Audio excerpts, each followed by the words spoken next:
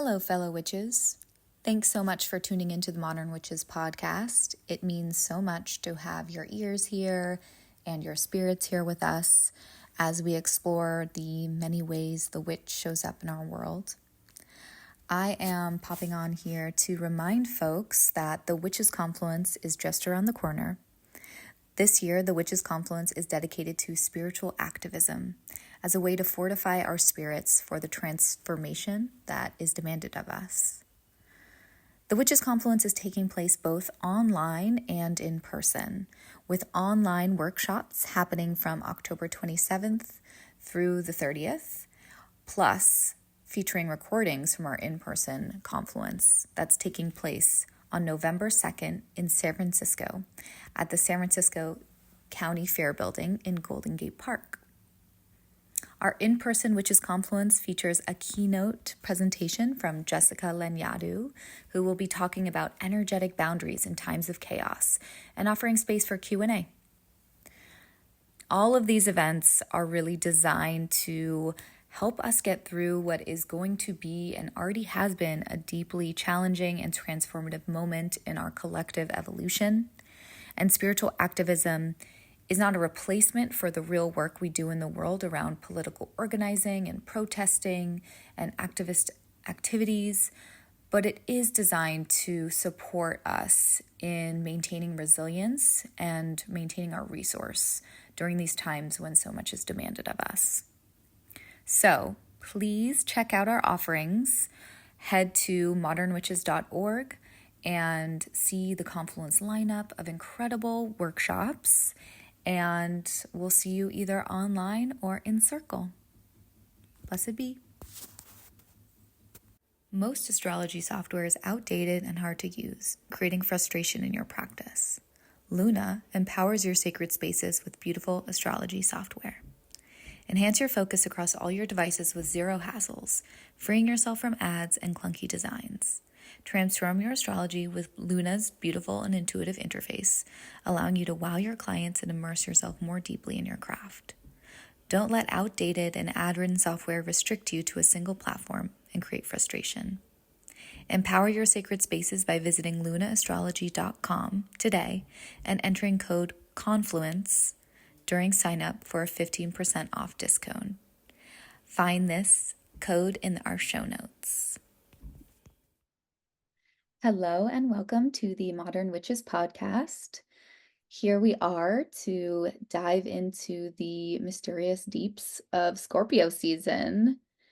And my name is Casey Zabala. I'm one of your hosts, and I'm joined today by Mariana. And Karima is out sick, but she will be missed. Yeah. Hi, guys. Yeah, Karima is unfortunately not with us today, but she'll be back for Sag season, hopefully. Yes, her season. Yay.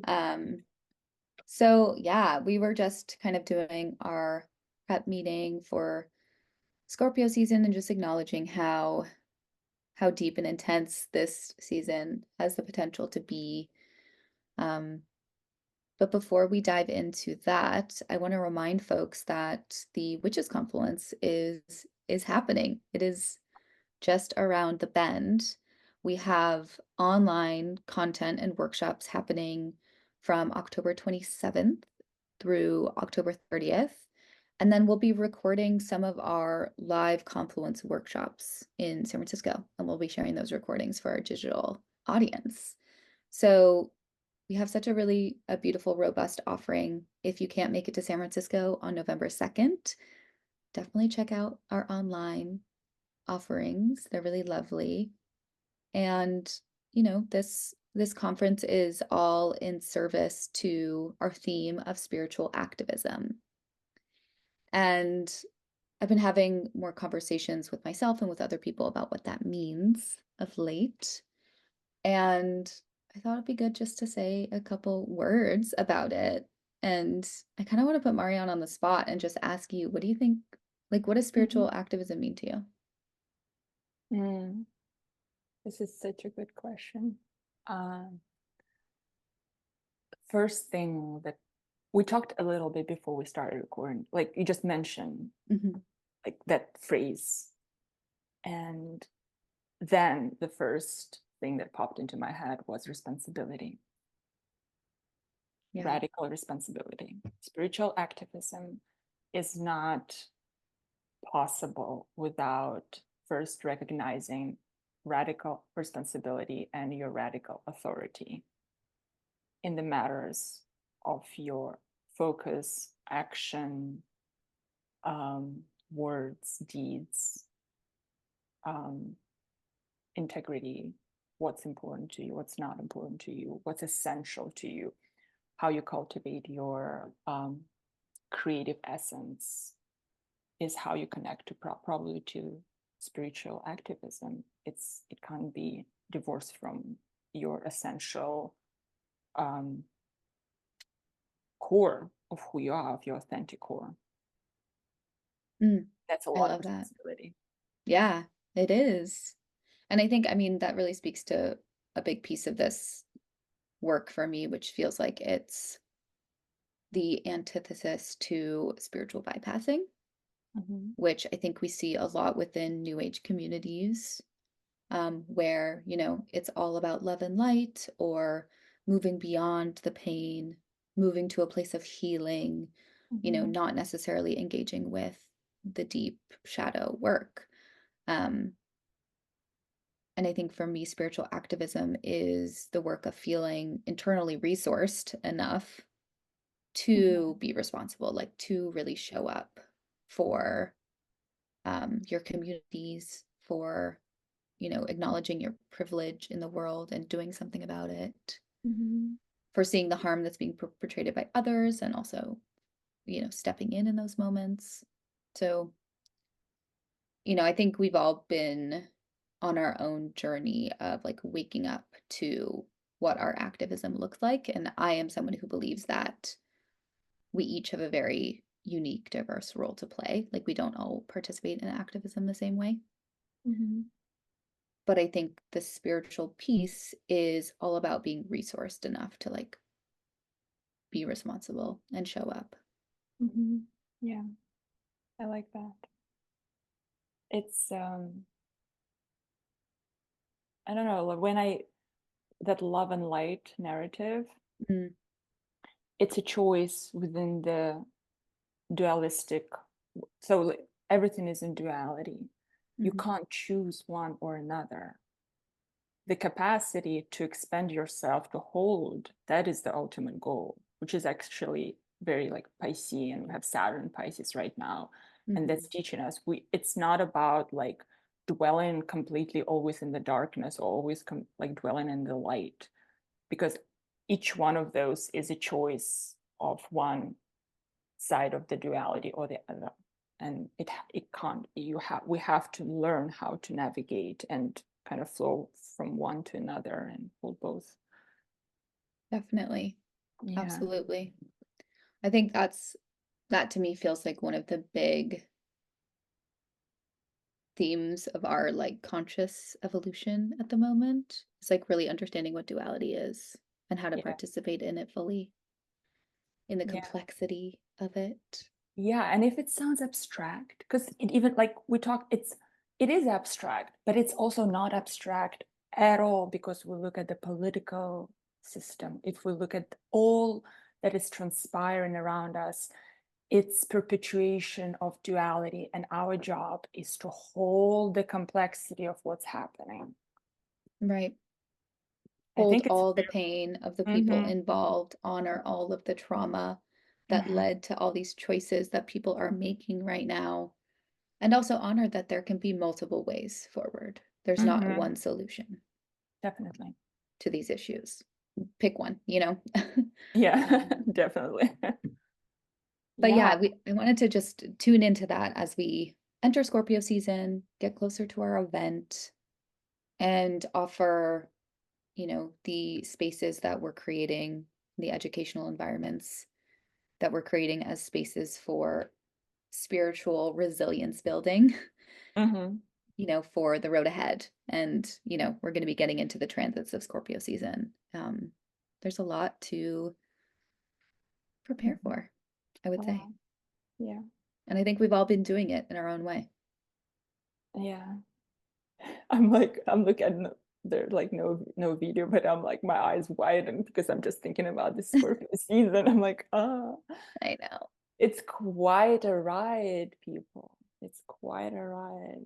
And I think, like Casey just said, we all sense it and we've been preparing. Yeah. No need to panic, though. No, It's we're all fine. doing this together. You know what I mean? Yeah, we It's all not a doing it together. solitary mission. Definitely not.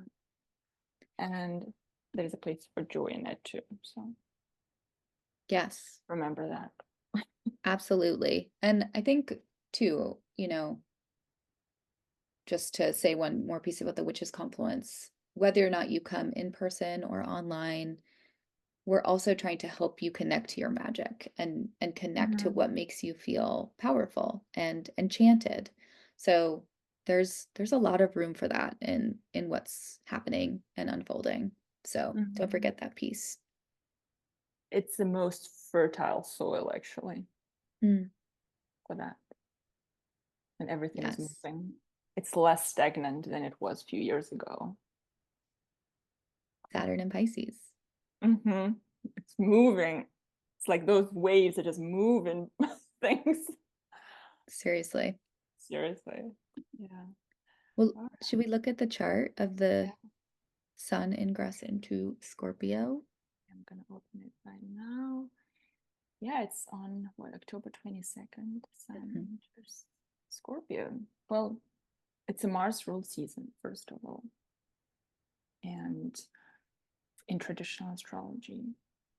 And Mars is in Cancer. So we have this initiation in the season that is so profoundly watery and feminine, because water signs are feminine signs. And Scorpio season is a feminine season. It's a feminine domicile of Mars. So here, the ways of conduct of Martian conduct are very different. So here on the positive side, it can be more caring, more empathetic. On the negative side, it can be more underhanded and behind the scenes. The season, the workings Secretive. of this is secretive behind the scenes. And it's like, yeah, it's interesting. I not including this season. I adore Scorpio seasons. They feel so like, I don't know, they're somehow always easier for me than Libra seasons. Same. Yeah, I don't know what it is. Like I have a moon in Libra, but I feel more cared for during Scorpio season, more held in some capacity. It's very interesting. I was with our coven on Patreon for the eclipse, and we were talking about just how much we're all looking forward to that Scorpio season energy, and just like it feels like there's power available for us to like attune to. And I'm just looking at this chart of October 22nd. We also have this beautiful, almost exact grand water trine between Mercury in Scorpio, Saturn in Pisces, and the moon in Cancer. So I feel like it's like this, I don't know. I really love, obviously, grand trines are like a lovely thing. And here it's like, okay, there's like a psychic portal that we can attune to feel held. And I like that. I like that feeling. Yeah, it's beautiful. And moon in the domicile in Cancer. It's a fixed season. So whenever we enter a fixed territory, especially after the eclipse season, after Libra season, some sense of continuity is always welcome. Because probably by the time of the Scorpio season, we will have realizations or some changes, some blocks already would have been moved. Yeah. That like kind of now we arrive at the season of preservation. For me, Scorpio is a season, like every fixed season is a season of preservation of what is essential. And here with that grand water trine, it's a preservation of what truly important. And always with the Scorpio season, it's about what needs to go, especially with Saturn in Pisces, but also what needs to be leaked out of the systems. I have a lot of Scorpios in my life. And something that I like really appreciate about their energy is that there's like a ruthless clarity to like Mm, what they believe often, which it can like verge on like not being totally healthy. But I also really love it because it's like, this is what I need to do. This is not for me, you know? yeah, There's like a good healthy dose of discernment there. Um, so yeah. maybe we can tune into some of that. Visceral discernment, Mm-hmm. sort of like animalistic. It's like water, Mars, there is an instinct present there that is very Yeah. preservation oriented Yes. with Scorpios, I feel like, which I also very much like. I Mhm. have both you and I actually. I Yeah. hope you don't mind sharing. We Oh, have yeah. parts of fortune in Scorpio, which is in traditional astrology as significant as an ascendant. In Hellenistic astrology, part of fortune was considered like your second ascendant. Mhm. And I could never understand my such love and connection, all my friends and people in my life being Scorpios. I'm like, Yep. what is this? And I then know. it clicked. Yep. And there's such a magnetism in that moment, like, oh, okay, I see you and I like this, you know? I like the Yeah. intensity. We can do this. Yeah, because it's safe. Because if you Mm, are secure in your, I'm not saying like I'm so in my integrity always, not at all. There are moments where I'm like everyone else hmm can be a little, but when you approach a Scorpio with integrity and they can sense it and they can be incredibly loyal to that integrity. Right. And that loyalty is just speaks to me.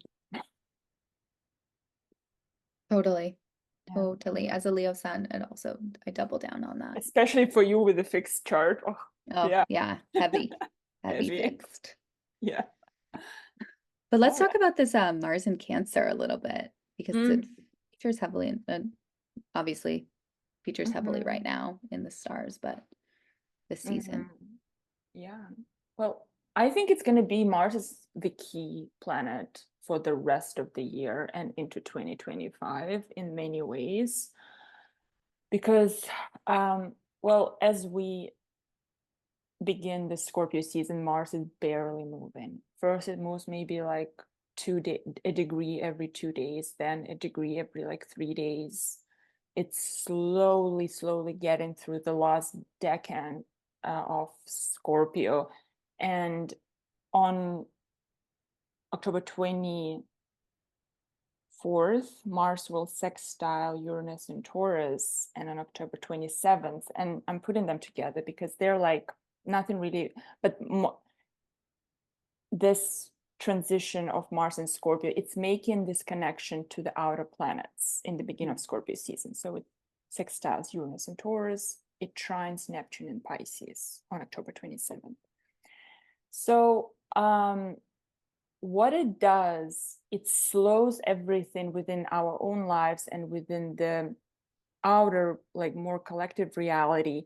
So we have a chance not to miss what is important, what is being done, what action is being taken, both we are taking or is being taken on our behalf, and not to miss it, to notice the intricate details of what's happening and then catch whether it serves our sense of safety. Mars in Cancer, it benefits us. And Moon rules Cancer. Moon is people, and Mars in Cancer actually is quite difficult on people, on like larger collective. But with these two aspects on 24th and 27th to Uranus and Neptune, it feels like we can kind of grasp a larger picture of what has been done or what is being done that serves us and what is not. And we're already observing this actually. very much so. In the systems that we participate in. In the systems, be it governmental, societal, cultural systems, and in our own lives, what we do, if we take it purely individual, our own action, how it serves or it doesn't our sense of safety and support and connection. Yeah. Yeah, I think this is an important piece here, as we lead up to Samhain, and the new moon in Scorpio on the 1st of November. It's like it's pulling focus in a way, Mars. And it's going to, I think, sorry, it's going to highlight the things that feel out of alignment or feel like they're in contradiction to that sense of like protection, fortification, and almost like freedom, Yeah. you know? Like the freedom we have to just like honor our humanity within the system of capitalism, for instance. Yeah. Very slim. Very, yeah, and it's sort of like unavoidable.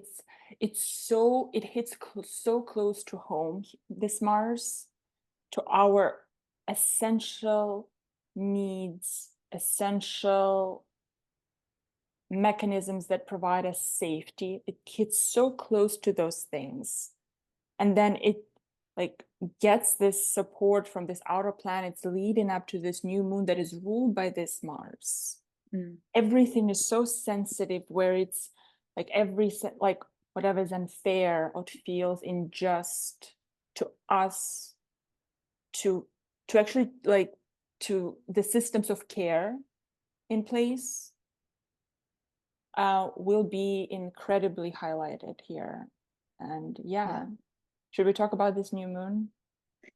Yeah, let's talk about the new moon. Let's talk about Samhain just a little bit, just to honor the witches here. I mean, some folks like to think of Samhain as the witches' new year, which I've always really loved because, the witch is all about honoring death and rebirth and this process of unbecoming and becoming and how our energy shape shifts in that way.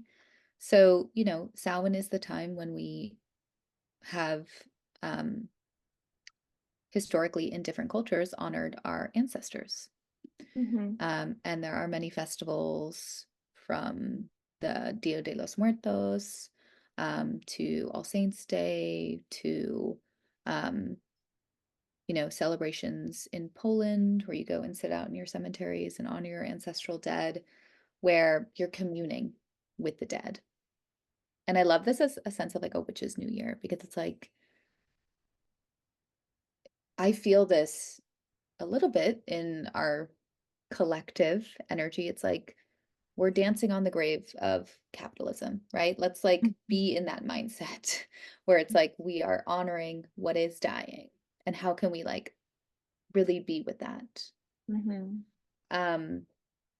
So I just wanted to name that before we tune into the new moon. It's like this is a time when, the veil is thin, and we also on Halloween or Samhain on October 31st, Mercury in Scorpio makes a trine to Neptune in Pisces. And so like Mercury, who is the psychopomp who journeys to the dead, is like having a little tryst with Neptune, or like being influenced by Neptune. So there's like this mystical space where if we're able to be intentional about how we show up to our spiritual practices, there's a lot that we can receive, I would say. Yeah, I love this. And also, it's not exact. When is it going to be exact? When Mercury will also trine Mars? It's a couple days later. But if we speak about the Samhain and that day, that Warda trine is active, it's activated then. It's when actually a lot of, because Mars moves so slowly, like I mentioned earlier, a lot of this energy is very much brewing. It's very slowly cooking. It's not, nothing here is, it's And Mars in Cancers doesn't like to be obviously sharp and obviously like, Right. abrupt in its behavior. And that Mercury trine Neptune also trines Mars in Cancer, which starts applying into that position to Pluto in Capricorn. And here we have that figure. It's called, I think it's kite. Mm-hmm. Yeah, I learned in Russian, it's actually sails, but yeah. Oh, I like that. And it's like this beautiful opportunity. And when I think about it, it's like there is an emotional wind into our sails to make aligned choices, to take that, because Mars is on the tip of this shape, right? So it's like, and Pluto on the other side, and they're like pulling. And it's like there is an innate sense of understanding what we need to do, what we need to communicate, what needs to be cut off.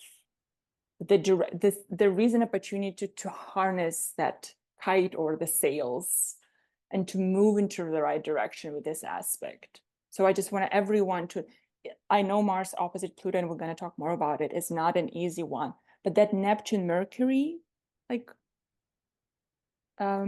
aspect is just so supportive. Yeah. Use imagination.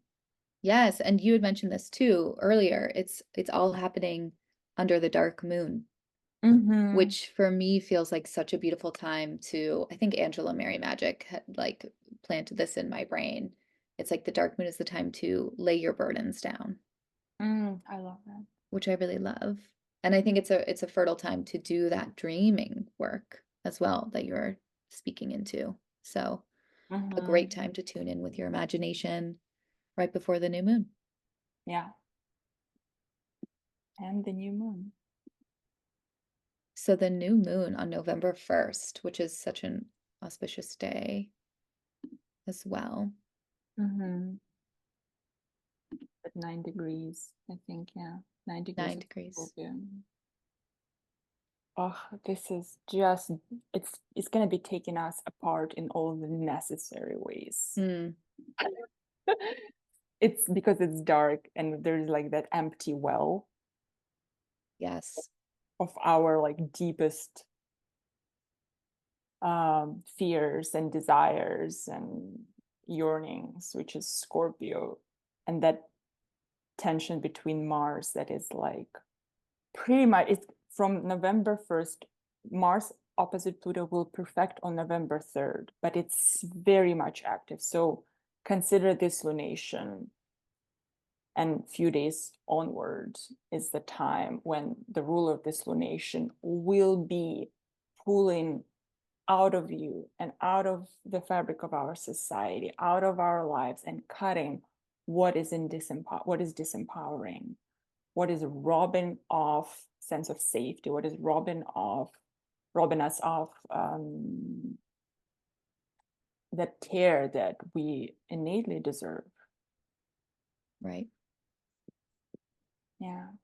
Yeah, this is such a dynamic new moon. And I think, with that, the Mars Pluto energy, like really forcing so much to the surface, I would say, on this Yeah. new moon. We also have Saturn forming a trine. It's at 12 degrees of Pisces, so it's not an exact trine, but it is forming a trine to the new moon in this way of saying like there are ways to create support is how I read that. It's like Saturn is saying like this is a maturation point, and all of the content and realizations, emotions, fear that is bubbling up is part of that, part of constructing something new Yeah. or You know what? This feels to me like a body work, because moon is the body, like it's our physical body. And it feels to me, because there's not really, except Jupiter, much air presence here in this chart, that, and there is a real pronounced need to listen to our emotional bodies here, to trust that if something doesn't feel right, if our body yearns for something and wants something, it ought to have that. Mm. It feels like this over reliance when the times get real hard and real uncertain and murky, like it can during Scorpio season. I think here the message is we have a lot within our physical body, within our emotional body that can support us and give us answers. It's not cerebral. It's not going to be coming from analytical standpoint.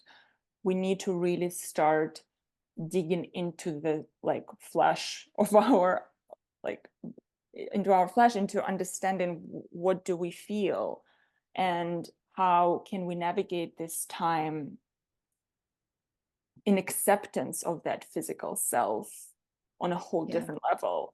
Something feels very like the ruler Mars in Cancer, and there's a mutual reception between Cancer and Scorpio, obvious, like Moon and Mars, between Moon and Mars, which, though both planets are incredibly uncomfortable, Mars in Cancer and Moon in Scorpio, the mutual reception softens always the discomfort because they are not alone. And there is this, like, viscerally what to do, but you're not going to know it from your mind. You're going to know it from a different place.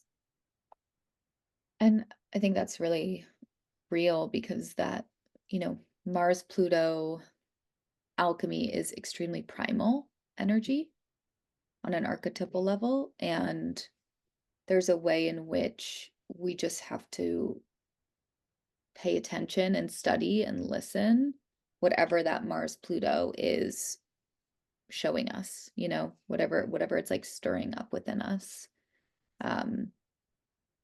It's more important to see it and honor it and feel it in ways that feel safe and generative rather than repress it, which is also like a possibility with Pluto Mars. So I hope that mutual reception actually gives us the space to find a way to honor the Mars Pluto. And this is like an extremely generous interpretation. I think most astrologers are like very fearful of the Mars Pluto opposition. Oh, it is difficult, but So the support of Neptune and Mercury here gives me hope. And also, actually, Uranus here is also sextiling.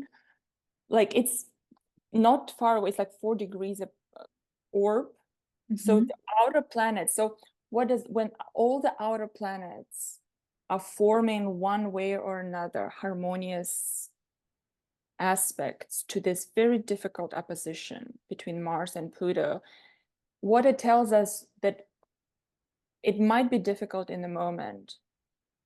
This is not an easy time, but if we can like widen our periphery, the way we look at this, the evolution of things is taking us somewhere here, and we just need to trust it greatly, because the bigger picture is like these difficulties are for the better. I know it might not sound particularly helpful in the moment, but maybe just knowing that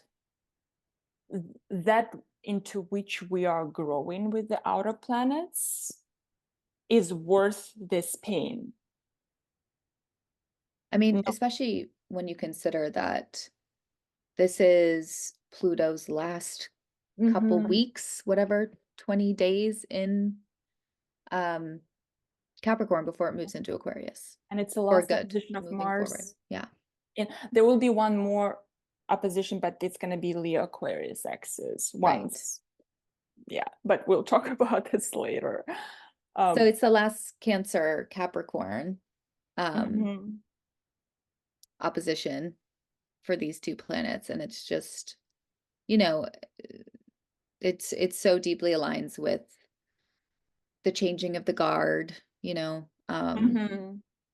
and entering a new paradigm and all of these like the evolution of consciousness, as you're talking about. So there's some eruption of energy here at the end, at the climax, I would say.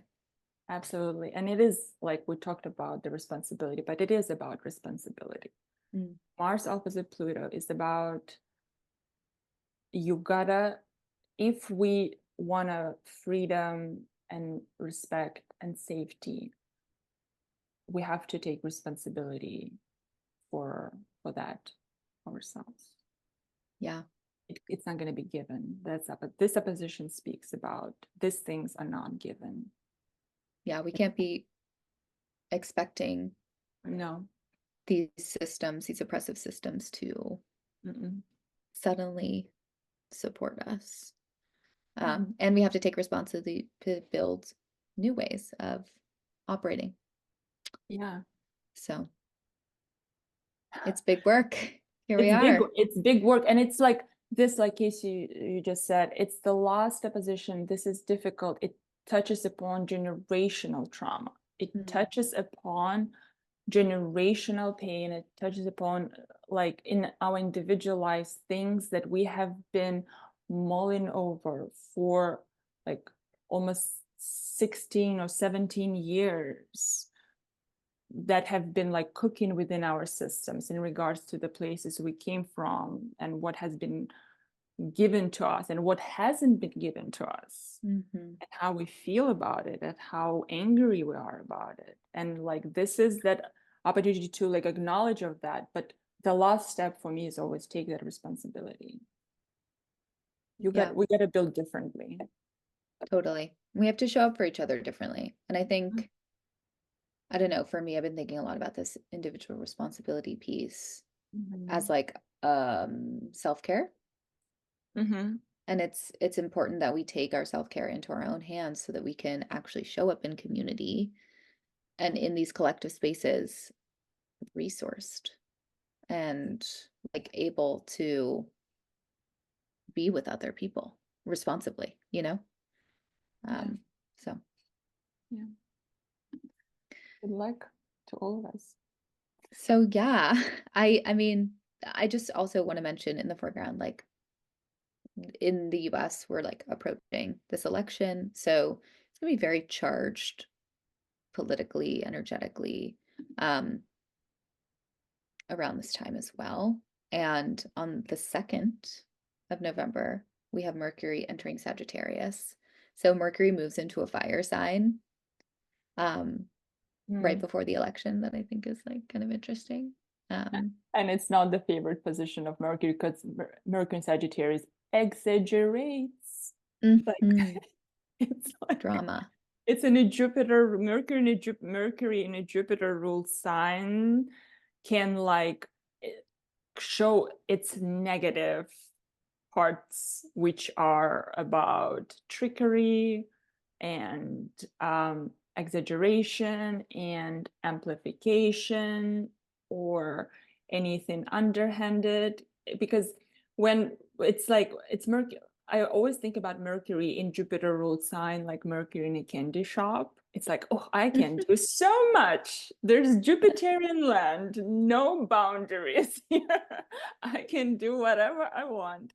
And I'm like, oh, I have Mercury in a Jupiter ruled sign, and sometimes, but in a different one with that deals with illusions. And I'm like, sometimes go places where I'm like, what am I doing here? So it's so it's very important to kind of like be mindful that over communication, saying things you might not actually mean, and listening to things carefully as well.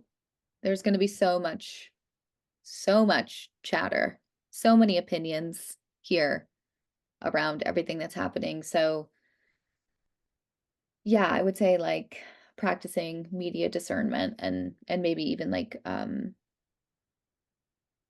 I trying to say? Put time limits on your phone or whatever you need to do to have good mental health boundaries around This is not the a media. plug. They don't sponsor us, but Opal, you know Opal? No. OPAL.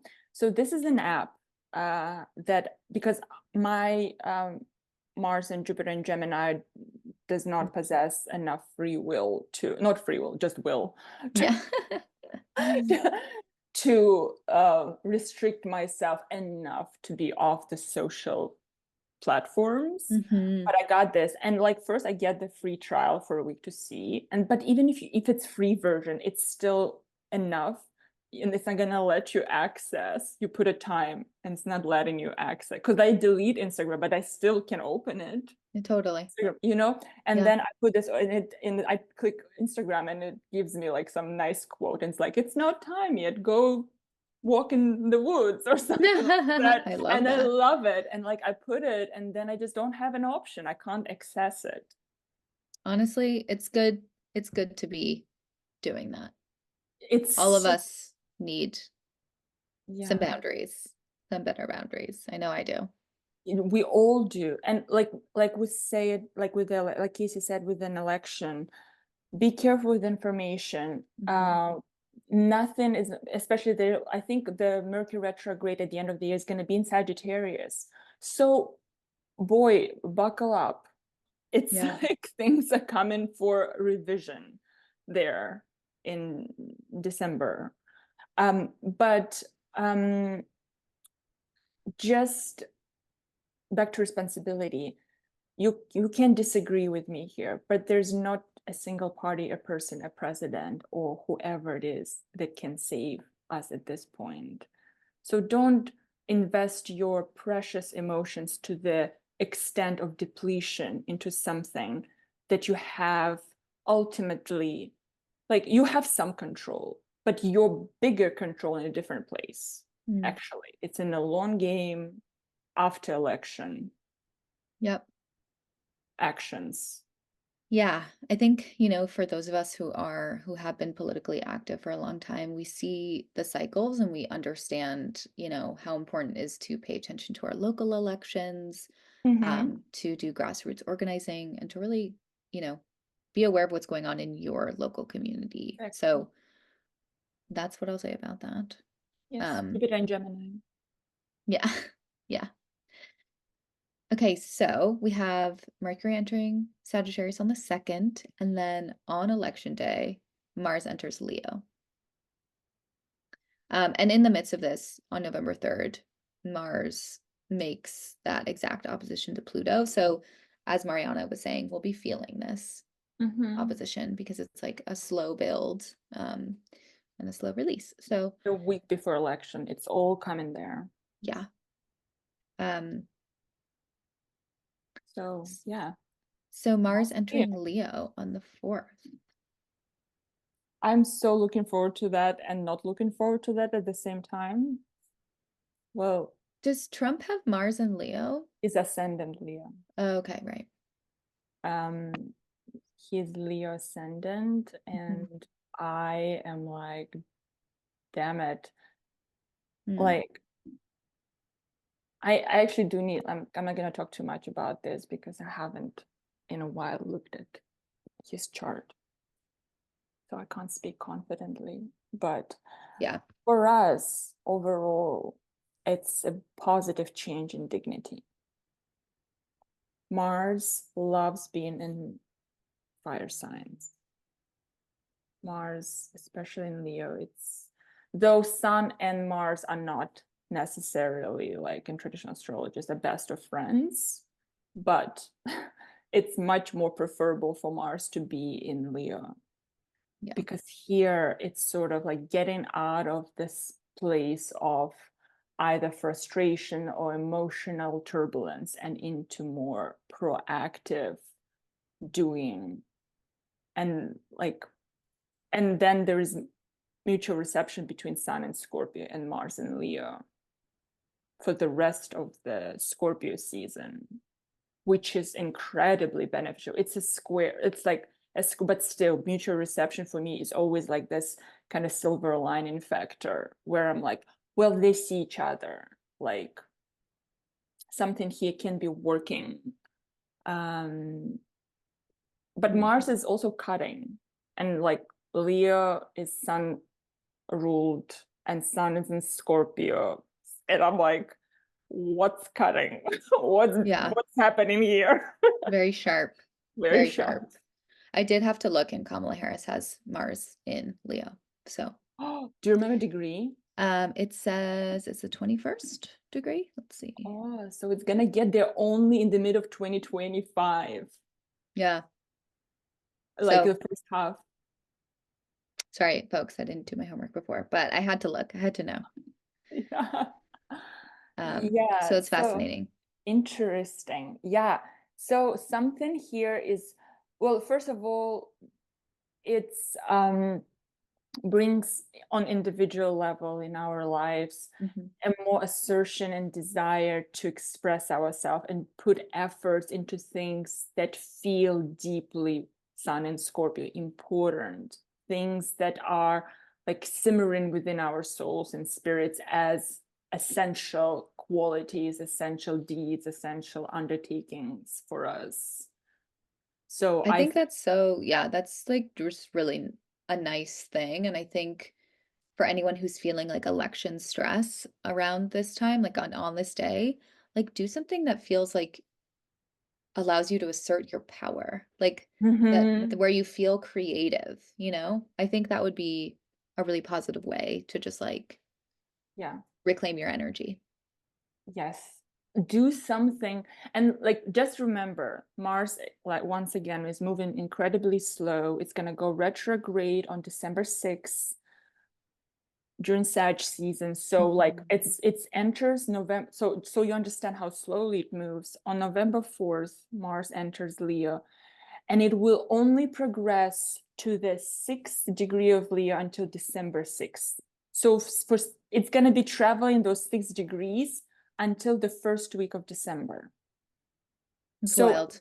it's wild. It's going to be moving so slowly and like um really we are setting some a lot about this time for me is okay, so we understand that there are things we need to do to bring emotional and physical safety into our lives. And here we have this drive to do that.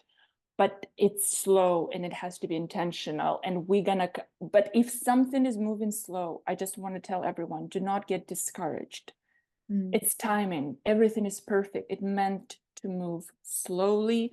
It doesn't mean it's not meant to give you instant gratification. mm. Come like April, May of 2025, you will be coming back at a whole different speed to the same topics. Honestly, yes. I think this is like a really, if we can take it this way, it's like an anti-capitalist act to be in alignment with the slowness of the Mm-hmm. cosmic energies. And it's a really beautiful way to like move into winter. It's like Yes, this is a forced pump your brakes yes. time where we get to maybe reevaluate, how we're showing up, the urgency or speed to which we show up, all of these things, you know? 100%. I love this. This is really aligned with the timing. And also one thing, North Node is in Aries. The ruler, so Mars is ruling the current North Node as well. And being in a fellow fire sign and harmoniously aspect in North Node, it is about what we individually need to do in order to bring the change collectively. So focus on that and Hmm. give it some thought. Give it really some thought during that time. Yeah, there's just a lot of fire all of a sudden, you Mm-hmm. know? So sort of at this point in November, we're still in Scorpio season. There Mm-hmm. are, you know, three of the planets on this day, November 4th, are in Sag. Um, Mm-hmm. Leo moving or Mars moving to Leo. So yeah, there's a shift here, a There's a shift shift. in tempo and energy. Mm-hmm. More optimistic. Or sort of like, even if it's no matter what things are, it feels like, but we have the like what is it, oomph to kind of Hmm. do what we need to do. I mean, and fortifying all of that on this day, the sun is forming a trine to Saturn. Mm-hmm. Yeah. Um, Sun in Scorpio at 12 degrees, forming a trine to Saturn at 12 degrees. Yeah. Feels decisive. It feels so Mars in Hmm. Leo feels decisive, and then it's like it's not only decisive on surface and in like some more impulsive or like ego-based sense. but it's also like decisive in the undercurrents of our spirit and our like more like deeply held desires and needs. So it's like there is this It's an support. interesting day for an election. It's like, okay, Incredible. like I am casting a vote. I am putting my allegiance behind a leader sun, an ego sun, and showing up to participate in the system. Yeah, Saturn. It's just interesting. incredible. And Moon is in Astrology. Sag, opposite Jupiter, which is also another archetype of the ruler. Yep. Yeah, and Moon, it's going to be so interesting. And Trump is Sun in Sag, in Gemini. Jupiter is there. We'll see. We'll see. We will see. And honestly, I was saying this to Mariana, there's no way we're going to have a result like within a timely manner. So when we start the next part of this podcast, we'll still be in this space of like what's happening, the changing of the guard will be in process. So Yes. doing things that fortify your spirit and like support you in just like feeling connected to your center and the things you can control, I would recommend. Yes. Focus on yourself and then apply it. And I hope to see you all either online or in San Francisco for the Witches Confluence. It's going to be an amazing gathering. Our keynote in San Francisco is Jessica Lanyadoo, who is the host of Ghosts of a Podcast. So if you're an astrology fan, which amazing, you must be, you're here. Also, like listen to her podcast. Her keynote is actually on energetic boundaries in times of chaos. Since she's also a psychic medium, has been doing this work for many, many years. It should be such a supportive way to attune our energy during this time when our focus is being pulled in a lot of different directions. So we will be recording that. So for those of you who can't attend live, there is an option to purchase the online ticket and enjoy that. So yes, come guys, because it sounds like I'm going to be outside of the country at the time of the Witches Confluence, unfortunately. But it's like, what can I need that recording, because what can be more important that energetic boundaries during this time, because the spells are going to be cast from the other side. Make no mistake. It's so true. And I just want to add a note that Jessica will be offering a Q&A as part of this event. So if you want to come and ask Jessica a question about this topic, about how to hold your energy at this time, it's a really special opportunity to do so. So hope to see you there. And Mariana, we'll see you online. Thank you. Thank you, guys. All right, take care, everyone.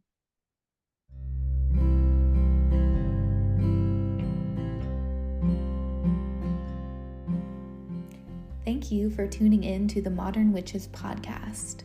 We hope you've been inspired to cultivate your own magic and to craft your own spiritual practices. Let us know what sparked your curiosity by leaving us a comment on this episode or leave us a review. And don't forget to subscribe to the show so that you never miss an episode. Your feedback and engagement truly fills our cups. If you're looking for more ways to gather with your fellow witches, please support our work on Patreon. Learn more at modernwitches.org. Blessed be.